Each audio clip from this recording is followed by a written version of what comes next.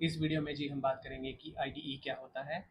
मैं कौन सा आईडीई यूज़ करता हूँ, आप कौन सा यूज़ करेंगे और फ्यूचर में उनके साथ क्या होने वाला है। मेरा नाम है जी जसकरण, मेरे पास है अब 15 इयर्स का एक्सपीरियंस इन सॉफ्टवेयर इंडस्ट्री। मैं हूँ एक प्रिंसिपल सॉफ्टवेयर आर्किटेक्ट और अब हम इस वीडियो में चलते हैं। तो आईडीई स्टैंड करता है इंटीग्रेटेड डेवलपमेंट इन्वायरमेंट। ये बहुत डिफरेंट डिफरेंट इन्वायरमेंट्स अवेलेबल हैं हमारे पास आज मार्केट में, बट हम कौन सा यूज़ करते हैं। तो मैं एक ओपन सोर्स इंडस्ट्री का फ़ैन हूँ और मैं आपको भी यही सजेस्ट करूँगा कि आप ओपन सोर्स इन्वायरमेंट्स यूज़ किया कीजिए। हमारे पास सबसे पहले तो बेसलाइन इन्वायरमेंट आता है कि हम कोड लिखना कौन से ऑपरेटिंग सिस्टम पे स्टार्ट करते हैं। तो हमारे पास 3 चॉइसेस आते हैं, जैसे Mac OS, Windows operating system या फिर लाइनेक्स। लाइनेक्स में भी काफ़ी सारे सब टाइप्स आते हैं, तो मैं पर्सनली लाइनेक्स यूज़ करता हूँ। एंड मैं आपको इनकरेज करता हूँ कि अगर आपको एआई के लिए कुछ कुछ लिखना चाहते हैं या फिर आप क्वांटम कंप्यूटिंग सीखना चाहते हैं, तो उसके लिए बेस्ट इन्वायरमेंट सिस्टम लाइनेक्स है rather than going to Windows और मैक ओएस। ये दो ऑपरेटिंग सिस्टम इनको सपोर्ट करते हैं, करते नहीं भी हैं। इनके खुद के अपने प्रॉब्लम्स हैं, लाइब्रेरीज़ के बहुत सारे प्रॉब्लम्स आ जाते हैं, तो इसीलिए मैं आपको रिकमेंड करूँगा कि आप लाइनेक्स यूज़ कीजिए। तो मैं भी लाइनेक्स यूज़ करता हूँ। आपको विंडोज़ या मैक ओएस को डिच करना पड़ेगा। लाइनेक्स के यूज़ करने के और काफ़ी बेनिफिट्स हैं, जैसे ये एक ओपन सोर्स फीचर है, इसका ऑपरेटिंग सिस्टम है, इसका कर्नल है जो वो गिटहब में second biggest, no it's the first biggest repository. Second हमारा गूगल का कुबरनेटिस या टेराफॉर्म्स आता है, सेकंड का मेरे को आइडिया नहीं है, बट एनीवेज। तो हम जी ऑपरेटिंग सिस्टम के बारे में बात कर रहे थे। आप लाइनेक्स में भी बहुत से सब टाइप्स आते हैं, जैसे कि अबुंटू हो गया, काली लाइनेक्स हो गया, मिंट हो गया और पैरेट हो गया, और भी कई तरह के आते हैं। ये तो सिर्फ एक लाइनेक्स की डिफरेंट डिफरेंट डिस्ट्रीब्यूशंस है। इनमें से मैं पर्सनली अबुंटू यूज़ करता हूँ। आप इनमें से मैं रिकमेंड करूँगा कि अबुंटू पे ही जाए, क्योंकि ये ट्राइड एंड टेस्टेड है। इसकी स्टेबिलिटी ज़्यादा है दूसरे ऑपरेटिंग सिस्टम पे, अनलेस आप साइबर सिक्योरिटी में जाएँ, जिसके लिए मैं आपको काली लाइनेक्स रिकमेंड करूँगा। आप अगर डेवलपमेंट में जाना चाहते हैं तो आप लाइनेक्स के अबुंटू इन्वायरमेंट में चलें। तो जी ऑपरेटिंग सिस्टम के बाद हम बात करेंगे कि कोड लिखते किस चीज़ में है, तो उस चीज़ को हम एडिटर बोलते हैं। बहुत से एडिटर्स आते हैं, जैसे कर्सर हो गया, विंडसर्फ हो गया या फिर विजुअल स्टूडियो कोड हो गया। मैं personally visual studio code use करता हूँ और ये काफ़ी क्लीन है एज़ कम्पेयर टू जो नए आए हैं। जैसे कर्सर में तो एआई इंटीग्रेटेड आता है, वैसे तो इन विजुअल स्टूडियो कोड में भी इंटीग्रेटेड विद कोपायलट आता है, बट कर्सर में जो मेरे को लगता है कि वो काफ़ी ज़्यादा क्लटर्ड हो जाता है। एआई के सजेशंस इतने ज़्यादा आने लग जाते हैं कि आप उसमें कंफ्यूज हो जाते हैं कि कोड कहाँ है और एआई कहाँ है। इसलिए मैं अपना इन्वायरमेंट वीएस कोड में रखता हूँ, जो कि एक स्लिक और क्लीन इन्वायरमेंट ऑफर करता है। इसके बाद जी मैं अपना टर्मिनल यूज़ करता हूँ या वर्चुअल इन्वायरमेंट्स यूज़ करता हूँ। इसीलिए मैं आपको भी यही रिकमेंड करूँगा कि आप वो इन्वायरमेंट्स यूज़ करिए जो आपको सही लगते हैं, जो आपके लिए जिसमें आपको कोड लिखना सही लगता है। जैसे कि कईयों को कर्सर पसंद है क्योंकि वो एआई के बहुत ज़्यादा सजेशंस एंड फीचर्स देता है, बट कर्सर के इनबिल्ट एआई को यूज़ करने के लिए आपको जीपीटी के टोकन्स परचेज करने पड़ेंगे, तभी आप यूज़ कर पाएंगे। नहीं तो कुछ लिमिटेड ट्रायल पीरियड के बाद या कुछ लिमिटेड क्वेरीज के बाद आप उसको यूज़ नहीं कर पाएंगे। तो अब हम जी स्क्रीन पे चलते हैं और देखते हैं कि आईडीई कैसा दिखता है। और इस वीडियो में हम सिर्फ आईडीई तक स्टिक करेंगे, उसके हम आगे नहीं जाएंगे। तो अभी हम स्क्रीन पे मिलते हैं।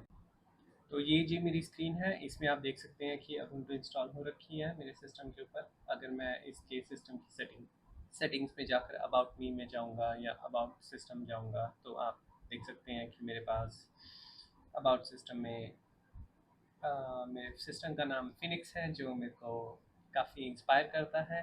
और उसके बाद मैंने ubuntu का 26.04 LTS, that stand for long term support, install कर रखा है। ये मेरे कंप्यूटर की कंप्यूटर्स की डिटेल है, बट मैं आपको अपना सिस्टम का इंट्रोडक्शन दिखाना चाहता था। उसके बाद हम देखेंगे कि ubuntu आप कहाँ से इंस्टॉल कर सकते हैं। तो ubuntu के लिए आप ubuntu डाउनलोड लिख दीजिए और आपको एक ubuntu डॉट कॉम पे इसका डाउनलोडेबल वर्जन मिल जाएगा। अभी भी इसका 26.04 वर्जन यूज़ हो रहा है। अगर मैं अपने वेब ब्राउज़र की बात करूँ तो मैं गूगल क्रोम नहीं यूज़ कर रहा, या मैं कोई और फायरफॉक्स नहीं यूज़ कर रहा। मेरे पसंदीदा ब्राउज़र ब्रेव है। ब्रेव एक क्रोमियम के ऊपर डेवलप किया गया ब्राउज़र है, बट इसमें इनबिल्ट एड ब्लॉकर्स आते हैं, तो मेरे को ये ब्राउज़र यूज़ करना दूसरे ब्राउज़र से अच्छा लगता है। और दूसरी बात, ये जो ब्रेव है ये भी एक ओपन सोर्स वेब ब्राउज़र है। मेरे पास बेस्ट है जो लगता है वो इनबिल्ट एड ब्लॉकिंग फीचर है, तो मेरे को एड ब्लॉकर्स अपडेट वगैरह करने की वरी नहीं करनी पड़ती। अब चाहे मैं यूट्यूब एक्सप्लोर करूँ, या चाहे मैं मेटा एक्सप्लोर करूँ, या मैं कोई भी वेबसाइट जा यूज़ करता हूँ, तो इसमें मेरे एड्स नहीं आते हैं। अननेसेसरीली मेरा माइंड डिस्ट्रैक्ट नहीं होता है। तो जी, आप ये वर्जन डाउनलोड कर सकते हैं। उसके बाद मैं आपको दिखाना चाहूँगा कि मेरा सेकंड हथियार जो है सॉफ्टवेयर डेवलपमेंट में, वो है जी एक खूबसूरत सी स्क्रीन जिसका नाम है टर्मिनल। हम सारी कमांड्स इस टर्मिनल में रन करते हैं। जैसे पाइथन की कमांड्स होगी, बैश स्क्रिप्ट्स हो गई, या कुछ भी हो गया, तो वो ये एक बहुत प्यारा सा टूल है। ये बेसिकली आपको कंप्यूटर के साथ या उसके कर्नल के साथ इंटरैक्ट करने में काफ़ी हेल्प करता है, और ये आपको डायरेक्ट इंटरैक्शन कर देता है। विंडोज़ में इसका अल्टरनेटिव कमांड प्रॉम्प्ट या पावर शेल के नाम से भी आता है, जिसमें शेल कमांड्स और दूसरी ऑपरेटिंग सिस्टम की रिलेटेड कमांड्स चलती हैं। बट मेरे को इस टर्मिनल पे काम करने में ज़्यादा इंटरेस्ट है, क्योंकि इसकी कम्युनिटी सपोर्ट और इसकी लाइब्रेरीज़ की सपोर्ट विंडोज़ के मुकाबले काफ़ी ज़्यादा है।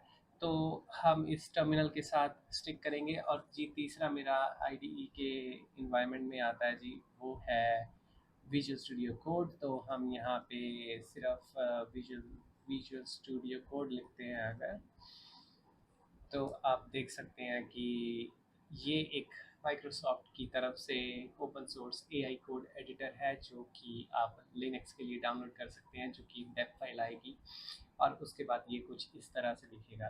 तो बहुत सिंपल सी बात है, अगर मेरे को कोड खोलना है तो मैं सिर्फ विजुअल स्टूडियो कोड लिख के कमांड डॉट मार दूंगा। इस डॉट का मतलब है करंट डायरेक्टरी, इस कोड का मतलब है विजुअल स्टूडियो कोड, और अभी आप देख सकते हैं कि मेरी स्क्रीन पे विजुअल स्टूडियो कोड ओपन हो रहा है। तो ये कुछ विजुअल स्टूडियो कोड इस तरह से दिखता है। अभी हम इसके सारे ऑथर्स को ट्रस्ट करेंगे इस डॉक्यूमेंट के, और हम यहाँ पे अपनी पाइथन की पहली फाइल या लिखना स्टार्ट कर सकते हैं। तो ये जो साइड में आप चैट सेशंस देख रहे हैं, ये इस विजुअल स्टूडियो कोड की एआई इंटीग्रेशन है। मैं इसके साथ इसको कॉन्टेक्स्ट देकर कुछ भी क्वेश्चंस लिख सकता हूँ, या इससे कोड लिखवा सकता हूँ। बट कोड लिखना इस वीडियो के स्कोप में नहीं है। अभी हम सिर्फ देखना चाहते थे कि मैं कौन सा आईडीई यूज़ करता हूँ। तो जी, ये मेरा इंटीग्रेटेड डेवलपमेंट एनवायरनमेंट है। अब हम कुछ और बातें करेंगे आईडीई के बारे में, और उसके बाद हम इस वीडियो को क्लोज कर देते हैं। तो जी, अगर आप सॉफ्टवेयर डेवलपर बनना चाहते हैं या सॉफ्टवेयर इंडस्ट्री में जाना चाहते हैं, तो आपका खुद का एक इंटीग्रेटेड डेवलपमेंट एनवायरनमेंट होना चाहिए, जिस जो भी आपके प्रेफरेंसेस के हिसाब से बना होना चाहिए। ये विजुअल स्टूडियो कोड या कर्सर हो सकता है, या विंडसर्फ हो सकता है, या एटम हो सकता है। उसके बाद या मे बी ये लाइनेक्स के ऊपर बेस हो सकता है, मे बी विंडोज़ पे बेस हो सकता है, मे बी मैक पे बेस हो सकता है। बट मैं विंडोज़ और मैक के लिए रिकमेंड नहीं करना चाहूँगा यहाँ पर, क्योंकि ये जो सारी एआई की कम्युनिटी है ये ज़्यादातर लाइनेक्स ही यूज़ कर रही है। मैक भी काफ़ी हद तक यूज़ हो रहा है, बट फिर भी मेरा पर्सनल प्रेफरेंस लाइनेक्स की तरफ है। और मैं जी ओपन सोर्स सॉफ्टवेयर्स का फ़ैन हूँ। जैसा कि आप देख सकते हैं कि मेरा सारा ही आईडीई एक ओपन सोर्स सॉफ्टवेयर टूल्स पे डेवलपमेंट है।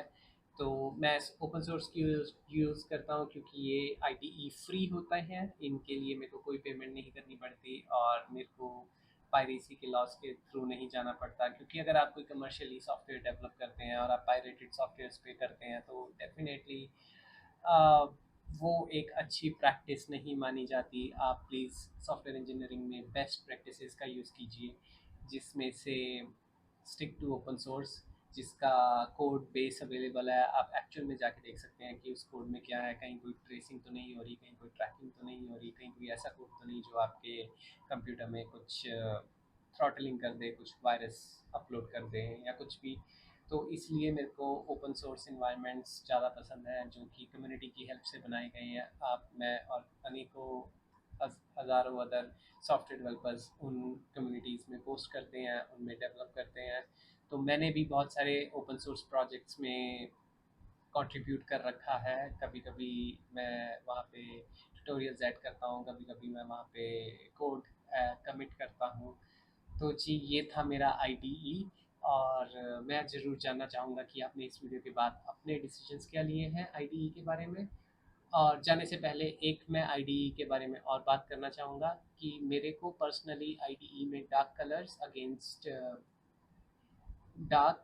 White colours against dark background पसंद है। तो मैं ये आपको ज़रूर रिकमेंड करूँगा कि आप कलर्स के साथ ज़रूर अपने आईडीई को टेस्ट कीजिए, क्योंकि ये eye to eye, person to person depend करता है कि कईयों को डार्क पे ब्राइट कलर्स पसंद आते हैं, जैसे मेरे को ब्लैक पे वाइट करेक्टर्स या कलरफुल करेक्टर्स देखने में मज़ा आता है, और कईयों को वाइट पे डार्क करेक्टर्स अच्छे लगते हैं। तो वो अपना अपना टेस्ट है, अपना अपना प्रेफरेंसेस है। तो आप उस चीज़ को ज़रूर ध्यान दें, क्योंकि वो चीज़ आपके माइंड के फोकस एंड कंसंट्रेशन पर ज़रूर इफ़ेक्ट डालती है। तो जी, आज की वीडियो के लिए इतना ही।